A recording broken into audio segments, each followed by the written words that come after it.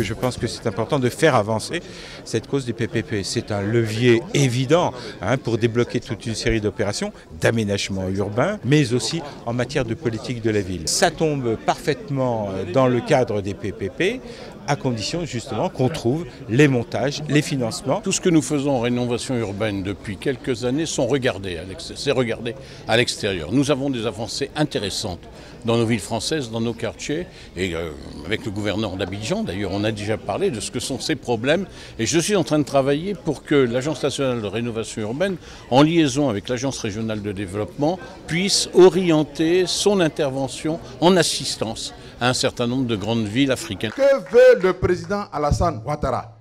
1. Que la Côte d'Ivoire devienne un pays émergent en l'an 2020. Pour le faire, quels sont les instruments qu'il a mis en place?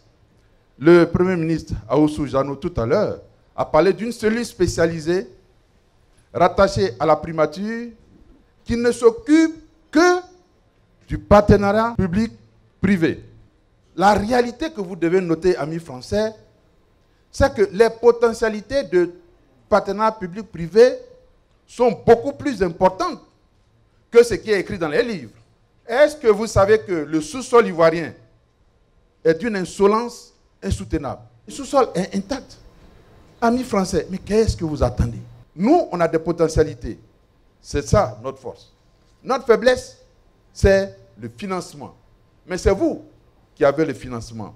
Et la technique aussi, bien que nous ayons des ingénieurs chevronnés, il est toujours bon de travailler avec les autres. La Côte d'Ivoire est le hub de l'Afrique de l'Ouest et comme le dit Notara, quand vous investissez en Côte d'Ivoire, quand vous aidez à développer la Côte d'Ivoire, vous développez toute la CEDEAO.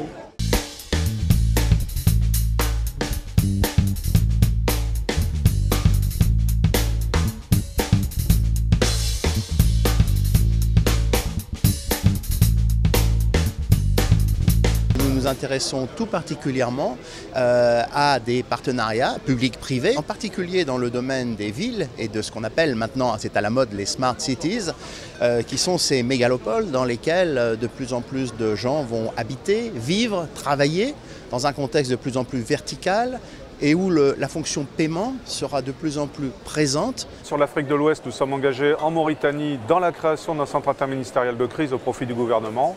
Et nous avons également ce même projet au Sénégal et en Côte d'Ivoire, à la fois sur le district d'Abidjan, puisque c'est un enjeu majeur pour les populations, les biens et l'environnement.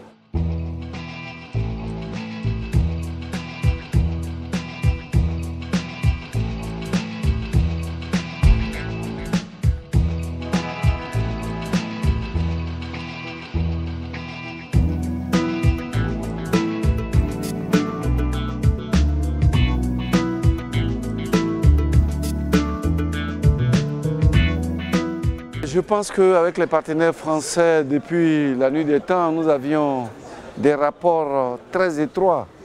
Les PPP existent en Côte d'Ivoire, comme je le disais hier, depuis 1960. Dans le cadre du PPP, il y a des grands projets qui ont été réalisés, tels que l'aéroport international Félix Houphouët-Boigny. Et nous pensons qu'à la suite de nos assises, d'autres partenariats vont se nouer dans l'intérêt des Ivoiriens, dans l'intérêt des Français.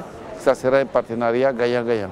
Alors oui, il faut un souffle nouveau au partenariat public-privé. Il faut l'expression d'une nouvelle frontière pour développer à l'étranger, et en Afrique en particulier, la flamme et le savoir-faire que l'expertise privée française porte en matière de PPP. Au moment où la décentralisation est en chantier dans tous nos pays, c'est le moment idéal de renforcer ce partenariat, de manière à pouvoir faire que nos collectivités locales soient des portes d'entrée pour tous les projets de développement, ce qui interpelle un bon partenariat entre les collectivités locales, l'État, le secteur privé et le système bancaire, le système financier national et international. 7 délégations africaines annoncées, 8 avec Madagascar, 5 ministres en exercice, un ancien Premier ministre de Côte d'Ivoire, le gouverneur du district d'Abidjan, qui sont venus échanger avec nous. Je voudrais remercier mon ami Médéric, parce que mon message que pendant longtemps je lui ai passé a été entendu. Je tenais à venir parler à nos amis français et européens. On ne peut pas parler d'attractivité des territoires, sujet cher à Michel Delbar, président de Cités Unies France, sujet cher à Robert Begremembe, premier vice-président de l'IMF, gouverneur du district d'Abidjan.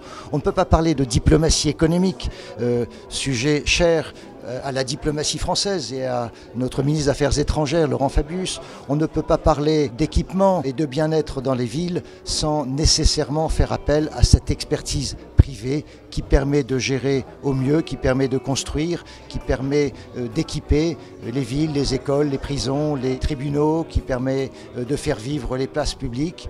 Voilà, on a eu l'illustration que la dynamique française, que le savoir-faire français était extrêmement désiré à l'international.